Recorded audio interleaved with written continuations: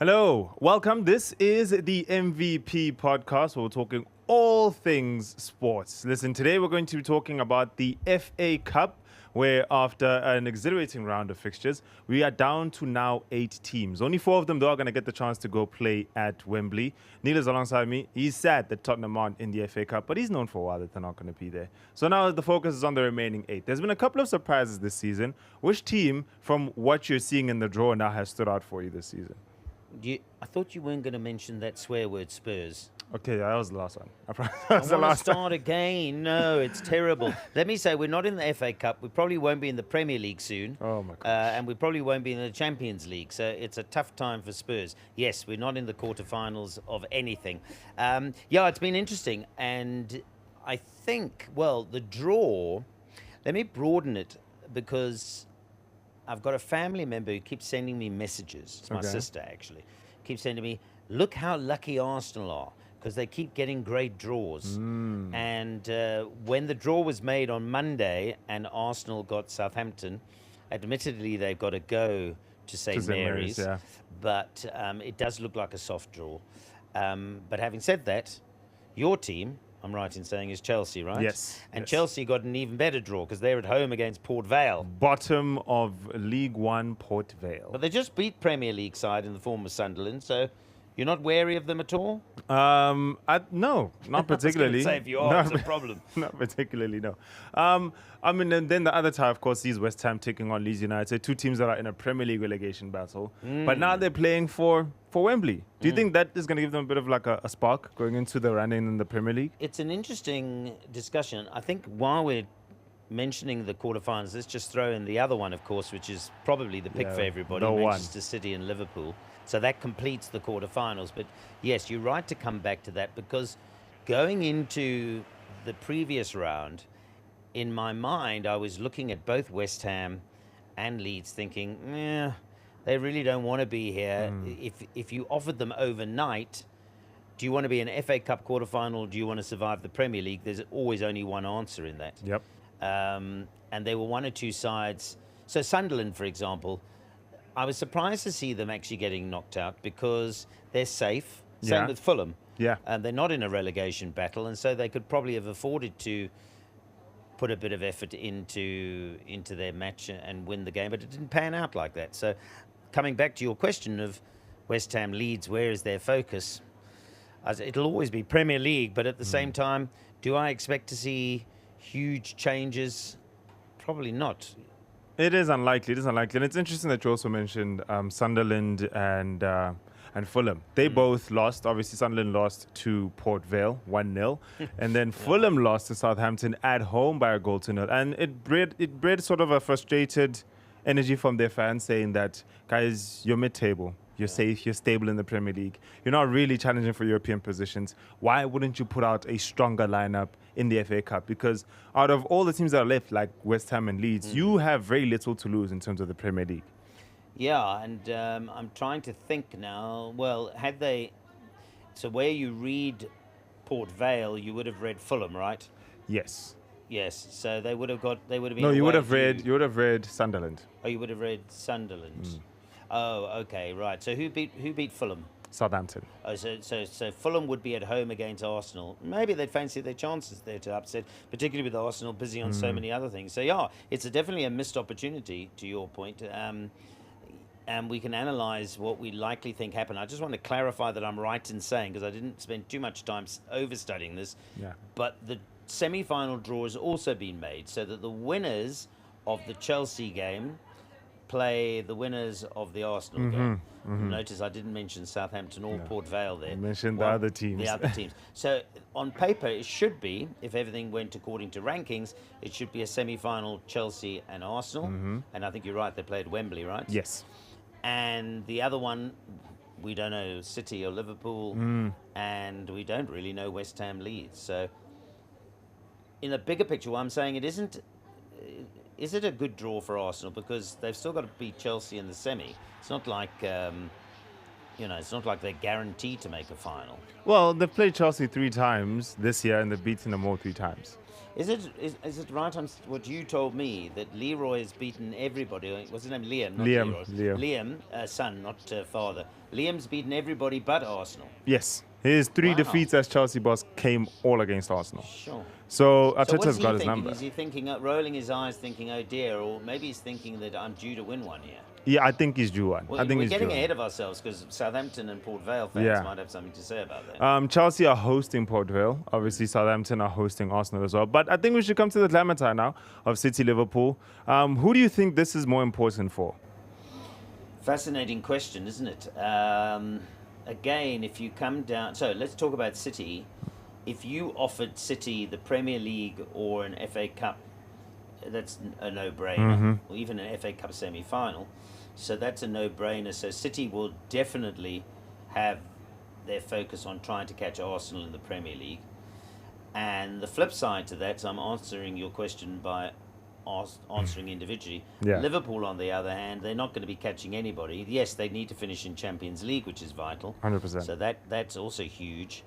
But maybe they will see the FA Cup as some kind of solace for what's been, let's be honest, a horrendous title defence. I mean, it's really been poor. But again, if you offer them Champions League or FA Cup, probably going to say Champions League, aren't they? They need to be there. Yeah, they could try both. They could try for both. Obviously, they've got Galatasaray in the round of 16 of the Champions League. City have also got a pretty tricky tie of their own against their residents, Real Madrid. So in the Champions League, it could go either way. But I think for Liverpool, it probably means more, or should mean more for their season, because in the Premier League, like you said, they're not chasing anyone. They're fighting with Chelsea, with United, with Villa for those 3 Champions League spots. We think it'll be 3 based on performances, so that it's a top 5. So if I can come in there, I don't think it's got anything to... For me, it's actually not about what you're going to prioritise as a one-off game. I think it comes down to more of what form we've seen of the 2 teams this season. And for me, City were playing okay. They weren't ripping up trees, but the arrival of Semenyo and Margay at the back has been a huge boost for them, particularly Semenyo. Yeah. So there's new oxygen in the Manchester City lungs there. Liverpool have had these couple of false dawns the whole season. It's like, oh, we're finally seeing, oh, no, we're not. Oh, we're finally seeing, oh, no, we're not. So if I was to pick a winner there, and as you know, I'm neither a Manchester City or a Liverpool fan, my gut feeling is Manchester City, even though Liverpool probably needed more. Yeah. As I say, there's been too many false dawns there. Not convinced by them. And on that subject, I don't know what, let me ask you, Ray, I know you're anchoring, but, you look at the individual performances from Liverpool players during the season. Gakpo, not the same player. I mentioned Gakpo, but you could replace that name by 5, 6 squad members. They're just not producing. And I keep thinking, oh, they've turned it around.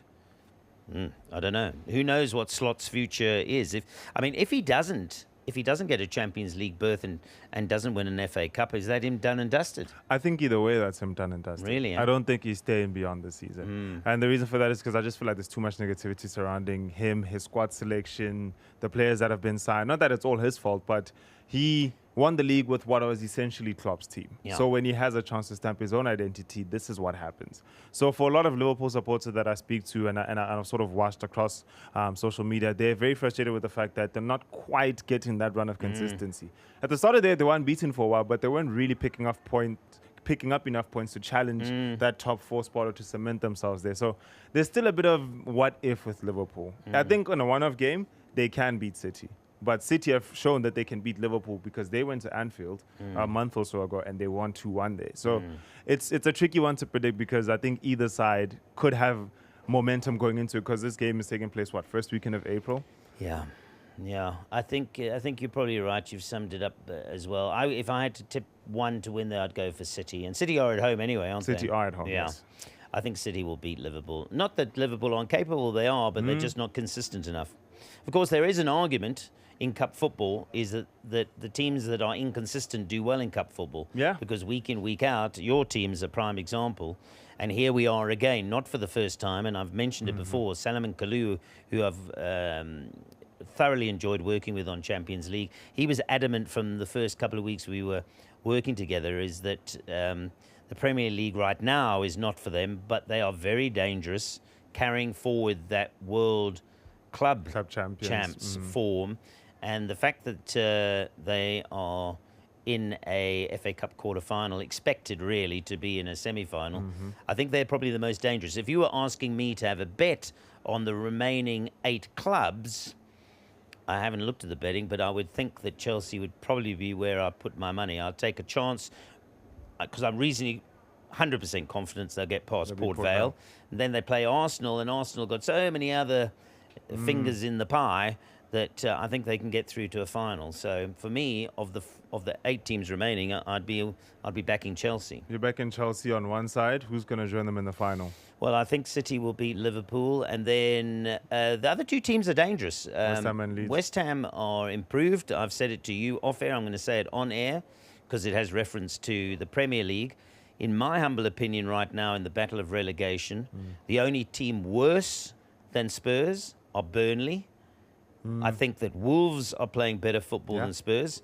Unfortunately for them, I think they've left it too late mathematically. But for me, I look around, West Ham are playing much better football than Tottenham. Yeah. And so are Nottingham Forest. And clearly so are Crystal Palace, as they proved when they whopped Spurs the other day. So as a Spurs fan, I'm a fan. I don't want them to be relegated. But what my eyes are telling me and what my football brain telling me is this is desperate. Absolutely desperate. So that's why the reason I'm only mentioning that is from a West Ham perspective. They are playing some good football. And, of course, the night the draw was made, they beat Brentford. They got through on penalties. So, and they're at home. So if I had to choose between West Ham and Leeds, I'd go for West Ham. But it wouldn't surprise me if Leeds were to topple them because I think, you know, they've got pace about them. They do. So they could surprise. But I would be going for West Ham. So you haven't even asked me, but those are my 4 teams. So I'm going Arsenal. Well, I'm going to come back to that in a moment. Yeah. But Arsenal, obviously, Chelsea, Manchester City, and West Ham. But the Arsenal thing's interesting because Southampton are not to be taken lightly. They can't just rock up at St. Mary's and say, well, you know, this is overs cadovers. They can't do that. It's a cup tie. Yeah. It's a cup tie. Southampton aren't necessarily right up there in terms of promotion, running the championship, but they're a good team, and on their day they could beat anyone. That's what the cup is about. So going to St. Mary's, it's going to be highly atmospheric. Expectations already there. They know who's coming into town. They're going to try and bully them as much as we can. Bully Arsenal anyway, but Arsenal going to have to be ready for a battle. And I think going into the last 15 or 20 odd games that they have between now and the end of the season, a lot of them are going to be battles. They're going to have to grind because they're not going to play scintillating football at any point. I think you're right, but if I look at their football lately, and I feel like I can be somewhat critical of Arsenal because I've just dissed Spurs. So it's clearly that I'm not. All of North London. Tottenham are woeful. Arsenal have been brilliant, but in their recent performances, they're starting to tighten up. Even against Brighton, they weren't impressive against Brighton. Had Brighton converted some of their opportunities, I'm not so sure that they would have been getting the same results. So, and there's been a couple of performances that are just a bit off. So are they starting to, you know, the nerves getting to them? It'll be interesting to see how they go with Champions League. I expect them to get through, but that's another 2 games, another 180 minutes in legs minimum. So it's all fascinating. So, I do expect Arsenal to get through against Southampton, but I know I phoned Terry Payne straight after Southampton had knocked out Fulham, and I said to him, "Are we going to Wembley, matey?" And he said, "No, well, we've got to get past Arsenal," which they do, but. You know, they have won a cup before, Southampton, many moons ago. And in fact, Terry and I went to the cup final where Arsenal beat them. Is it? Yeah, it was a 1-0 game. I think Thierry Henry scored. Maybe he didn't score, but somebody scored and 1-0. We were at, it wasn't at Wembley, it was the Millennium because they were rebuilding. It was the Millennium Stadium in Cardiff. And to be honest with you, it wasn't a great final. It was a rather dull final. And Southampton lost 1-0. But, they are a bit like Chelsea. They're not consistent in the championship, but they're not to be taken lightly in a knockout competition. Fair enough. So, to confirm your last 4, that's Arsenal, Chelsea, Man City, and West Ham. Yes, but I want to now know where you differ from me. Or do you differ? I think Leeds will beat West Ham. They look really comfortable against Norwich. I mean, Norwich are championship side respectfully, but they looked really, really good. Their rotations are decent. Daniel Farke's got a system that works now. He's getting some clean sheets in the Premier League. So I think they're gonna get a result. As far as who's gonna go to the final, I think Chelsea, like you, have a great chance of going all the way. I don't think it'll be another Arsenal City FA Cup final. I hope not. I mean, not because I want to be negative to Arsenal or Manchester City, but you know, it's nice to have new kids on the block, right? Yeah. And they've played each other. It feels to me like they've played each other a lot, all the time, you know. And they could face each other in the Champions League. They could even face each other then. But yeah, it's an interesting time. The season is coming to a close now. As mentioned, the FA Cup quarterfinals will be taking place on the weekend on the 4th and 5th of April. So that's around Good Friday time. And then the final is 3 weeks after on the 25th. So let us know who you think is going to be going all the way in the FA Cup. But from us here in the MVP podcast, we'll see you on the next one.